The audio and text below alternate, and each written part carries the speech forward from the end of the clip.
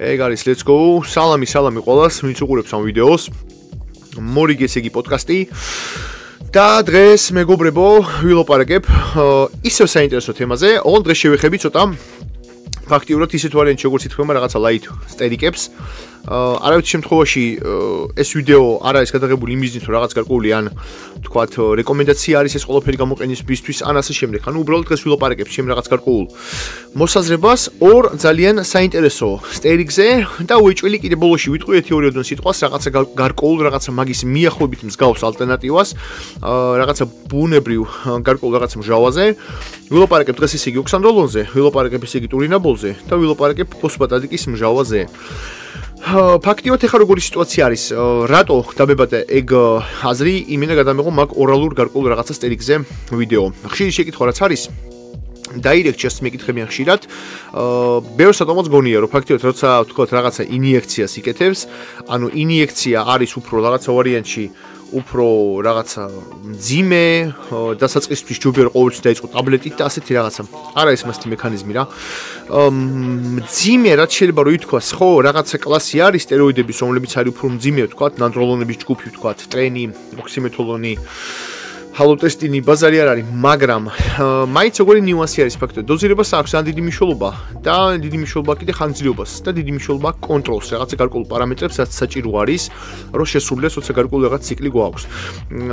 ოქსანდროლონზე შეიძლება ვილაპარაკო, რეალურად ერთ-ერთი ალბათ ყველაზე ბეიბი სტერიკია რეალურად იმით, რომ პირველი საიდ ეფექტების პონჩი, ანუ მე რეალურად მინახი ანალიზები ალბათ უყობდი ერთი მიახლოებით 10 კაცზე ზევით, ვინც ნონ-სტოპით გამოიყენებდა ოქსანდროლონს მიახლოებით 1 წლის განმავლობაში, სადღაც დაბალ დოზირებას, ვინც იყვნენ TRT-ზე და მეც მქონდა ჩემი პირადი რაღაც გარკვეული ექსპერიმენტი.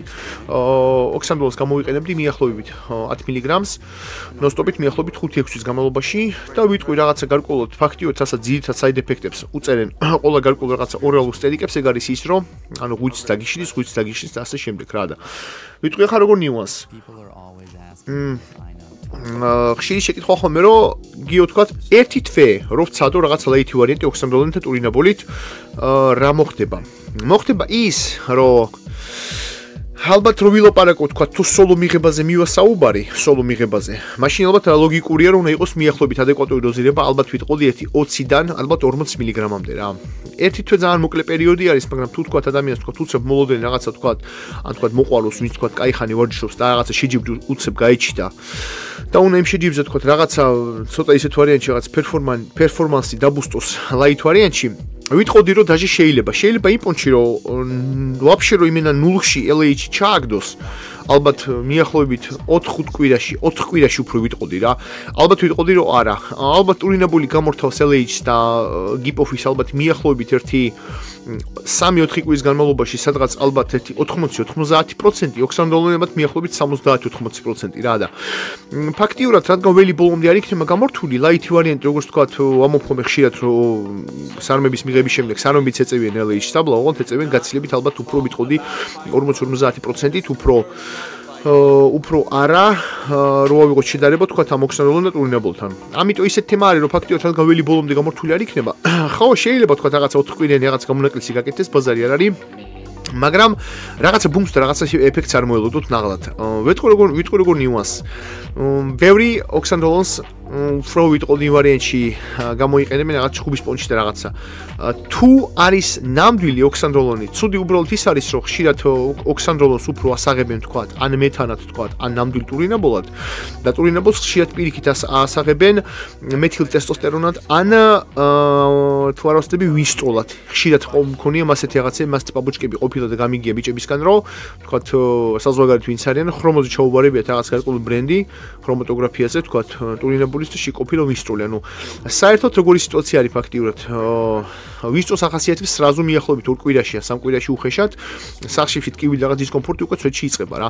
მე მაგალითად მქონდა ხოლმე აქტიურად მუხლების ტკივილი მეწყებოდა ისეთი, რომ დაჟე თქვა თუ პასიონ მდგომარეობაში ვიჯექი ხოლმე საღამოს. თითქოს აი მუხლების რაღაცნაირად აი კვილის ტკივილით მქონა ხოლმე რა. მიახლოებით მესამე კვირიდან მეწყებოდა ეგ ეფექტი რა და თუ ფაქტიურად ორივე პრეპარატი, რომელზეც ახლა ლაპარაკობ, გინოქსონდროლინი გენტურინაბული, ეგენი არომატაზას არ ქმნიან. ანუ ეგენი ესტრადიოს მაღლა არ ეწევიან. ანუ თუ ატყობთ რომ შეშუპდით, აშკარად შეშუპდით თქვა რომელიმე პრეპარატისგან, ესე იგი შინ არც ოქსონდროლინია და ასტურინაბულია. შინ უფრო მეტწილად არის ალბათ მეთანი რა, მეთანდინონი.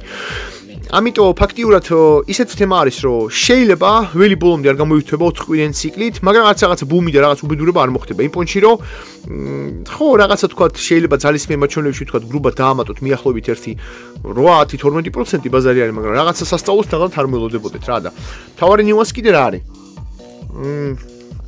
ოქსანდროლონი ფაქტიურად ისტეროიდია, რომელზეც აი ბევრი ექსპერიმენტი არის იმ ვარიანტში, რომ ვისაც თქვა ქონათ თქვა რაღაცა სიმსიმე, ვისაც ქონათ თქვა დაჟე შიცი რა ეს ვარიანტში რო თქვა, იმაც იყო მაგ ვარიანტზე რაღაც გარკვეული კვლევები, ძალიან ხანგრძლივი პერიოდში აძლევდნენ დიდ დოზირებას რა და რაღაცა ახლა ვარიანტში რო თქვა, ოქსანდროლონი თქვა თქვენ ღვიძლს რაღაცა ვარიანტში თქვა ან გაგიღიზიანებთ ან რაღაცას თქვა როგორ სამობენ და აი ღვიძლი არ დამეშლება, არა მას რაღაცნაირად არ მოხდება. შეიძლება კი რომ მიახლოებით ერთი თვის მიღების შემდეგ თუ დოზირება არის მიახლოებით 40 და 50 მგ, ALT-AST მოიმატოს მიახლოებით მაქსიმუმი 1.15-20-ით. მაგრამ ნიუანსი ALT-AST-ზე. ყველას ეგ ფერმენტები აქვს ინდივიდუალური. ვიღაცას თქვა რაღაცა გარკვეულ სტერიქსზე თქვა აეწევა რაღაცა რაოდენობა, ვიღაცას თქვა ვაფშე არ აეწევა. ანუ ვიტყოდი დაჟე როგორ სიტუაციას რომ პირიქით როცა ALT და AST როცა ჩვენ ვიღებთ რაღაც გარკვეულ ორალურ პრეპარატებს, იწევს მაღლა რეფერალს ხდება. ვიტყოდი დაჟე ეგ არის ნორმალური ჩვეულებრივი ფიზიოლოგიური მოვლენა. მე მაგალითად მყავდა კლიენტი, რომელიც თქვათ დარღვევის შემდეგ, თქვათ თუ საჭმელს პროსტა დაარღვევდა, ერთხელ დაარღვია საჭმელი, ჩააბარა ALT-AST, მაშინ მქონდა მარტო ინიექციური ტესტი მქონდა მარტო ცოტა პროვირონი ციკლში და მქონდა რაღაც გარკვეული ბადები. ანუ ღვიძლის ფერმენტები მაგისაგან არ უნაწეულიყვნენ მაღლა რა და რო ჩავაბარეთ ALT-AST ქონდა მიახლოებით AST ქონდა მიახლოებით 100, ALT ქონდა მიახლოებით 115, ანუ მიახლოებით სამჯერ მაღლა რეფერალულთან რა და ვკითხე რომ რამე ისეთი ხარ მოხდა მეთქი ხო საღამოს რომ მივედი უბრალოდ ვჭამე კაროჩე ვპიცაო ბლომად და კიდე რაღაც გარკვეული ტკბილეული მივოყოლიო. ანუ ღვიძლს აქვს ყოველს ინდივიდუალურად რაღაცა გარკვეული მოქმედება მასეთ ფერმენტებზე, დაჟე შეიძლება რომ აი როგორც ვამბობ ადამიანი თქვა ალკოჰოლი დალიოს და მე მომდენო მიახლოებით 2-3 წლის განმავლობაში ALT-AST ქონეს ორჯერ ან 2.5-ჯერ მაღლა. ეგ არა ეს საშიში და რაღაცა. აი მე ვთქვი როგორი სიტუაციას მოვყვები ფაქტიურად ეხლა გას მოხდა მაგარი ვარიანტი რომ სხვა რომელიღაც ვიდეოში ვთქვი რომ მიახლოებით ALT-AST ქონდა ერთ ტიპს მომატებული 600-700-ები. ხა როგორ ნიუანს მოყვები ფაქტიურად. ერთ ჩემს კლიენტს წლების წინ რომელიც სადღაც გრუბად 1 წლის განმავლობაში სვავდა, ესე იგი როგორი სიტუაცია იყო. სვავდა მეთანს, სვავდა ესე იგი ოქსიმეთოლონს და სვავდა კიდე თუ არა ესეთი სტეროიდი არის სუპერდროლი ქვია რა. მაგას უბერავდა კაი დიდი ხანი და ბოლო პერიოდებში კიდე სანამანეზებს ჩააბარებდა 1-2-3 კვირით ადრე ქონა ჩართული კიდე მისტროლი.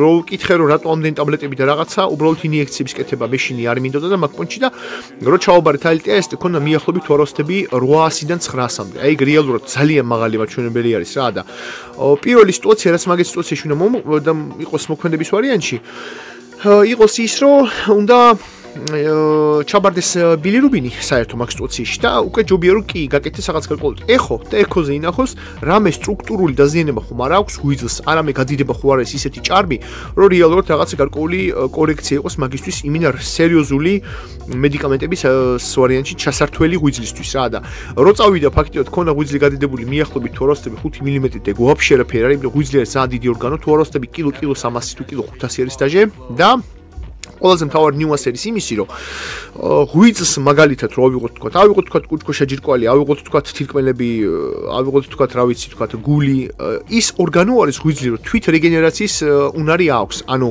ყოფილი სიტუაციები და ჯერ ოპერაციები ხალხს გაუკეთებია თქვათ რაღაც ნაწილი მოხუჭად ღვიძლის და მე ის ღვიძლის ნაწილი ისევ ამოსულა. ამიტომ ღვიძლზე ფაქტიურად როცა ALT-AST თქვათ რაღაცა ვარიანტში სწრება მიახლოებით ვიტყოდი, აი ორჯერ მაღალია, ეგ არ არის რომ არიქა და რაღაცა და ღვიძლი იშლება და რაღაცა მსგავსი რაღაცა ხდება. როცა არის მაღალი მიახლოებით 10-15 ჯერ მაღალი როცა არის 8-ჯერ მაღალი, 6-ჯერ მაღალი, ხო, მაშინ ვიტყოდი რომ რაღაცა საკოლექტივო არიან, რაღაცა თქვა ორალურები კაცმა უნდა ამოიღოს რა და ამიტომ თქვა თუ ხშირი შეკითხვა ხოლმე რა, ახლა ბიჭების და ფაქტობრივად ეს იქნება რაღაცა საერთო პასუხიან ვარიანტში, რომ შეიძლება რომ გაკეთდეს, უბრალოდ მე ხანგრძლივი მიღება უნდა მოხდეს უეჭველი კლომიფენ ციტრატის, მანდორი აზრი არ არის.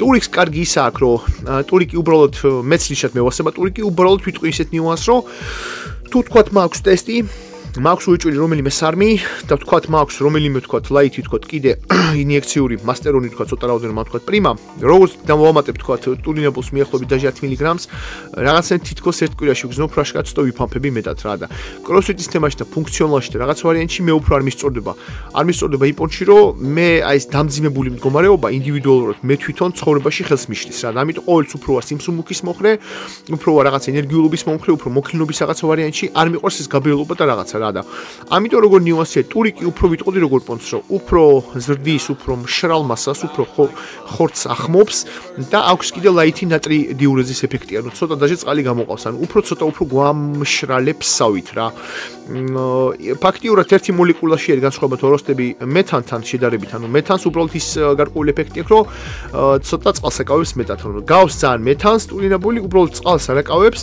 ძალისმიებს ჯიგულად ცდის, დრაივს ჯიგულად მატებს, აგრესიულ ფონს ჯიგულად მატებს, ბაზარი არ არის და თქვათ აი რაღაცა ჩხუბის და უფრო მოჩხუბარებს თქვათ და რეგბისტებს უფრო იქ საზღვარგარეთ უფრო ეგენი უბერავენ. კროსფიტელებიც უბერავენ ძალიან ბევრი რა და ამიტომ ფაქტიურად ისეთი პონტია რომ სადღაც 4 კვირა თუ გადავწყვიტეთ რომ მივიღოთ უბრალოდ კლომიდი უნდა მივიღოთ მე შემდეგ ცოტა მეთხანს ვიდრე სარმები. სარმის თქვათ პროტოკოლის შემდეგ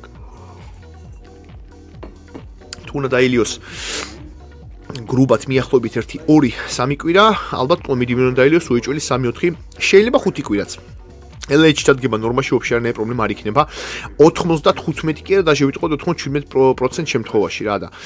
რაც შეეხება ფაქტიურად ოქსანდროლონი უფრო ეწევა აზოტს, უფრო ფამფავს, უფრო ვიზუალობას მატებს. კი, როგორც ნებისმიერი სტერიკი, ნებისმიერი სტერიკი მატებს ძალასაც. რო თქვა, რომ ფაქტიურად თქვათ, რომელიმე აჩქარებს ერიტროფოეს არა, ვიტყოდი, ანუ სისხლის ფიზიოლოგიაზე თქვა ერიტროციტების აწევაში და ჰემოგლობინის აწევაში არც ოქსანა და არც ტურიკი არ ვიტყოდი რომ რაღაცა სასწაულს აკეთებენ, როგორც თქვა ოქსი თქვა ან მოლდენონი ან სხვა რაღაცეები.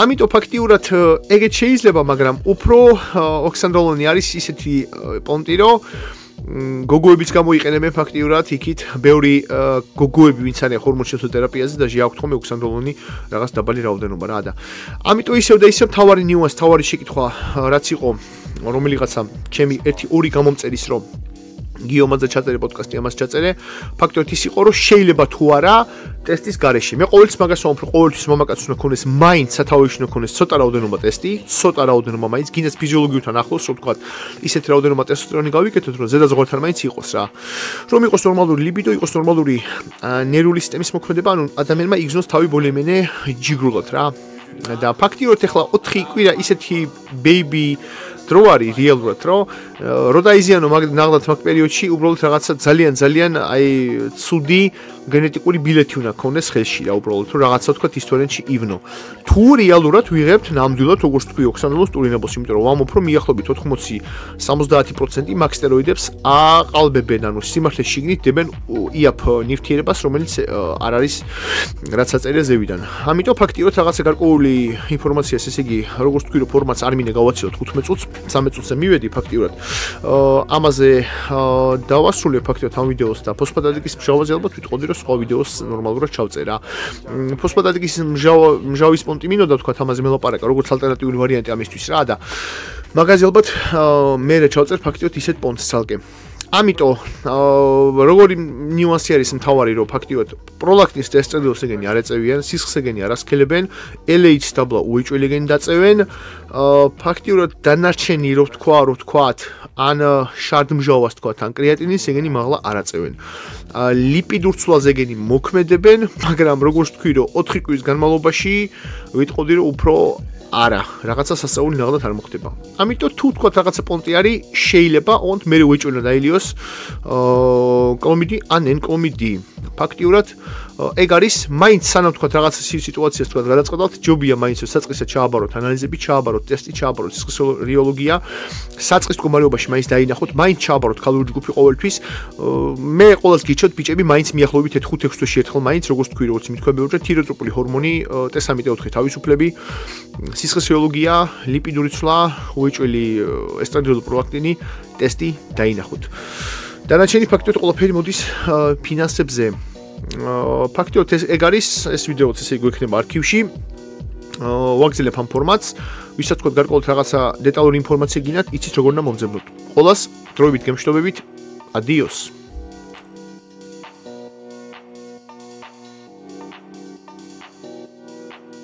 Second rule of Fight Club is you do not talk about Fight Club.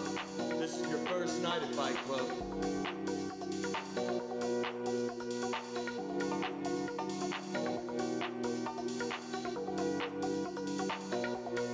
Never let go of me.